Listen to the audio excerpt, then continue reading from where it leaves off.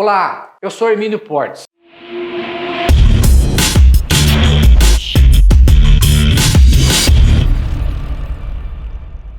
Olá, amigos. Mais um vídeo sobre o IPVA do Estado de São Paulo do ano de 2022. Antes de mais nada, eu quero agradecer aos amigos pelas inscrições que estão sendo feitas no meu canal. Isso significa que o meu estudo, o meu trabalho está sendo correspondido de alguma maneira, está sendo útil para vocês. Isso para mim é um motivo de muita satisfação, porque eu adoro fazer o que eu faço, levar o conhecimento para quem precisa. Por favor, continue me ajudando nesse sentido, se sintam muito bem acolhidos e muito bem-vindos no meu canal. Façam a pergunta que vocês quiserem, na medida do possível eu irei responder. Muito obrigado e continue se inscrevendo. Hoje, praticamente de jurídico, são apenas algumas nuances, algumas coisas que podem acontecer, porque ainda não há nenhuma outra novidade a respeito do IPVA do Estado de São Paulo do ano 2022. Nada de jurídico exatamente dito. Pois bem, eu vejo muitos comentários, as pessoas me perguntando, e também dos grupos que eu participo, falando que o sistema está muito instável, que verifica lá que está constando o IPVA de R$2.000, aí daqui a pouco o IPVA essa mesma pessoa de 2.000, daqui a pouco caiu para 200, aí zerou, aí voltou novamente. Pessoal, não se preocupem com isso, porque o sistema da Fazenda está muito instável, eles estão procedendo ao reajuste necessário para a adaptação conforme a lei. Não se preocupe com isso nesse exato momento, até porque eu vejo as pessoas falando, o meu estava com R$3.000, agora fui ver está com 200. Não tive dúvida, já paguei, como se estivesse fazendo a melhor das escolhas. Tudo bem, vocês podem fazer o pagamento, ou se zerou, vocês fazerem o licenciamento, mas isso não é a certeza absoluta, não lhe dá garantia nenhuma de que vocês não serão cobrados pelo IPVA no ano seguinte. E talvez cobrar do 2022 e 2023. Por quê? Como eu falei, o sistema está instável, então as informações que estão sendo lá lançadas não estão correspondendo com a realidade. Muitas modificações podem ainda ocorrer. Com referência às pessoas que estão zeradas e fizeram o respectivo licenciamento, tenha certeza de que esse ano não serão multados por isso. Mas o ano que vem, se eventualmente voltar no sistema, terão que pagar 2. Aí será que não é muito pior? Juros, correção monetária, multa. Então é uma coisa que vocês têm que estar atentos. Mas o que vocês têm que pensar é o seguinte, tem duas situações. Eu entro com a ação judicial para discutir o meu direito ou eu não entro com a ação judicial para discutir o meu direito. Vamos ver a hipótese de eu não entro com a ação judicial, não quero entrar com a ação judicial, não quero ter gasto. O que eu tenho que fazer?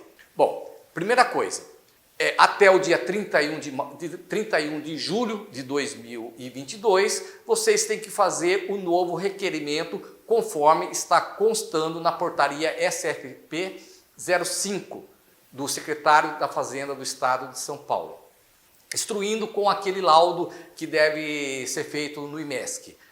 Todos, sem exceção, mesmo que esteja constando zerado, que caiu para 2.000, por que caiu? Caiu por causa da situação da própria lei e do decreto falando que estão suspensas as cobranças do IPVA de 2022 para quem tinha isenção de 2020 e 2021. Isso não significa inexigibilidade. Inexigível significa que não pode mais ser pleiteado.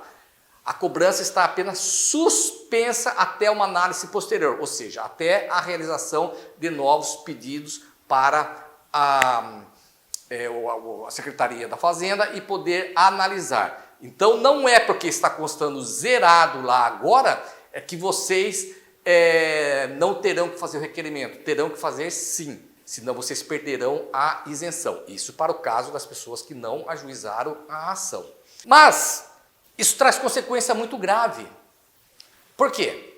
A declaração que está constando da existência de débito ou que não tem débito lá no sistema da fazenda, aquilo não tem caráter de certidão e nem de quitação, mesmo que está constando que não tenha débito nenhum. Porque se eventualmente eles fizerem a revisão, se está constando zerado hoje para vocês, se vocês fizeram o licenciamento e não fizer o requerimento de isenção até o dia 31 de julho, o que vai acontecer? Vocês perderão a isenção, aliás, vai ser reaberto um prazo até o dia 31 de agosto para vocês fazerem o pagamento. Mas já com a perda da isenção, porque vocês têm essa possibilidade até o dia 31 de maio vocês têm essa possibilidade até o dia 31 de julho de fazer novo requerimento. Se não fizer, perderão a isenção. Isso é pacífico. Olha a situação complicada que fica. Mesmo que vocês façam o requerimento, pode ser que vocês venham perder a isenção, porque isso não é absoluto. Isso significa que terão que fazer o pedido e esse pedido será analisado pela Fazenda. Pode ser que, em virtude dessa análise, indefira a isenção de vocês, aí reabrirá o prazo de 30 dias até o dia 30, até o final de agosto, para vocês efetuarem o pagamento. Mas olha só o que pode acontecer, como de fato acontecerá. Bom, se eu sou isento, qualquer pessoa que tenha tido a isenção nos anos de 2020 e 2021, obviamente fizeram aquele laudo atestado por 2 peritos cadastrados no Detran. Ótimo! E esse documento foi apto para gerar a isenção.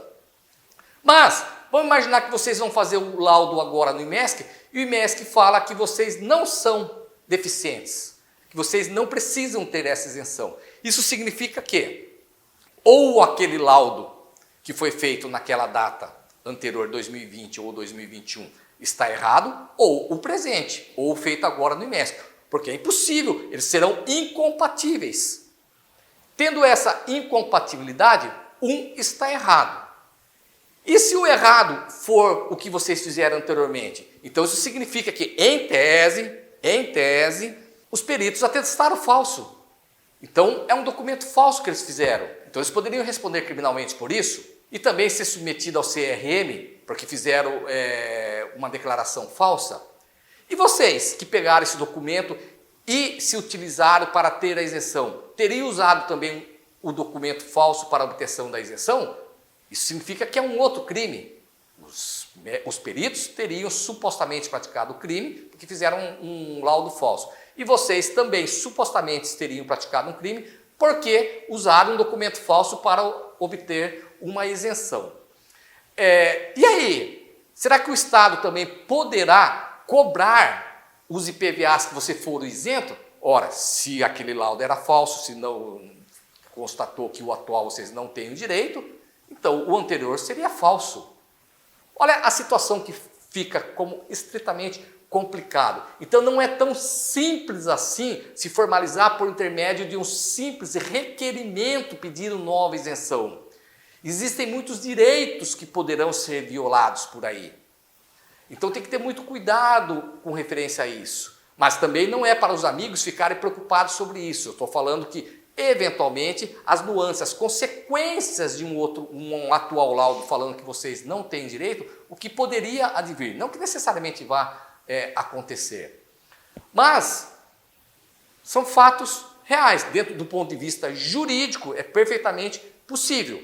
Por isso que eu falo, a questão de exercer a cidadania de vocês, discutir o direito, é muito importante. Porque, uma vez decidido pelo Poder Judiciário, está decidido. Nós temos 3 poderes na República, como eu sempre falo, 3. O Executivo que executa as leis, o Legislativo que faz as leis e o Judiciário que julga os casos conforme a legislação. Dos 3 poderes, o único que pode decidir é o Poder Judiciário. E decidiu, está decidido, mesmo que haja uma lei contrária. A decisão do Poder Judiciário, transitada em julgado, se sobrepõe à lei. Então vai ficar definido e nada poderá ser modificado. Se modificar, se a Fazenda Pública não quiser cumprir o que o Judiciário foi feito, vocês poderão pedir a aplicação de uma multa diária. Ainda receberão um valor pelo descumprimento da decisão judicial, sem falar que o eventual funcionário público que fizer esse descumprimento também estará sujeito a eventual crime de desobediência ou de uma eventual improbidade administrativa. Então, as consequências são muito sérias. Por isso que é sempre importante discutir o direito. Mas essa análise, quem tem que fazer é vocês. Vocês que têm que saber se vale ou não a pena exercer o direito ou simplesmente se submeter ao que foi decidido. Ah, mas a Fazenda Pública falou que tem que ser feito o requerimento. Não é porque a Fazenda Pública falou que isso é obrigatório. Não é porque uma ordem, uma determinação emanada do governo, ela seja absolutamente verdadeira e deve ser cumprida. Não, nós temos o poder judiciário, tem um princípio que fala, princípio da inafastabilidade da jurisdição. Significa que qualquer tema, qualquer conflito, o judiciário pode resolver. E nós temos o exemplo aí do IPVA de 2021, onde é pacífico agora, já tivemos pelo menos 3 incidentes de inconstitucionalidade, reconhecendo que a Lei 17.293/2020, que regulamentou o IPVA de 2021, ela é inconstitucional porque infringiu o princípio da nonagesimal. Então não poderia ser aplicado referente ao IPVA de 2021. Então o Poder Judiciário está aí justamente para esses fatos, para poder falar quem está com o direito e restabelecer o eventual lesão a esse direito. Então é muito importante, as consequências são drásticas para quem permanecer passivo. E lembrando, como eu falei, tenho a curiosidade de ver o artigo 3º da Lei 17.473/2021, a que regulamenta o IPVA 2022.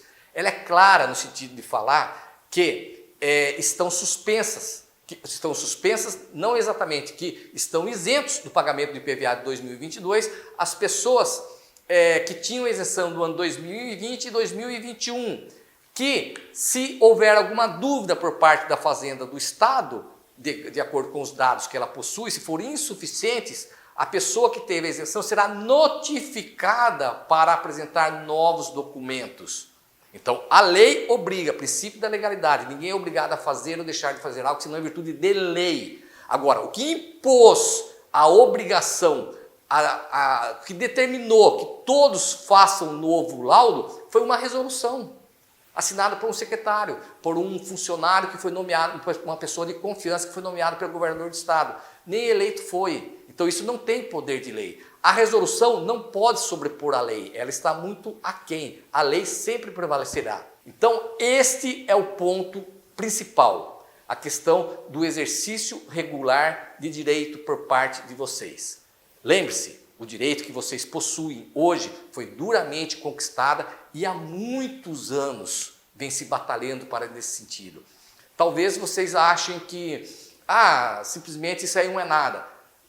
Não é, é muita coisa. É uma perda do direito. Isso é um retrocesso social que o Supremo Tribunal Federal também proíbe. A isenção para o público PCD precisa se ter em mente que não é nenhum favor do Estado, é uma obrigação por causa da Convenção Internacional das Pessoas com Deficiências Físicas, que foi feita em Nova York.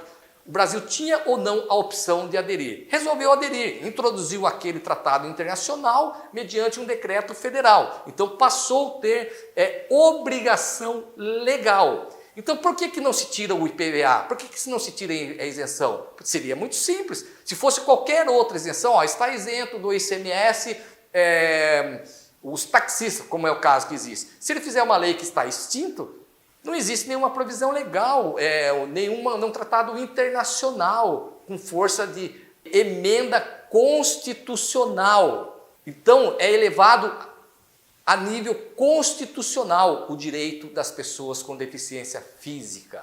Tem muito o que falar. Para que esse vídeo não fique muito prolixo, eu vou parar por aqui, mas farei outros ainda como espécie de conselho. Se esse vídeo for útil, por favor, compartilhe. Me sigam nas minhas redes sociais, se inscreva no meu canal. Muito obrigado, fique com Deus e até a próxima.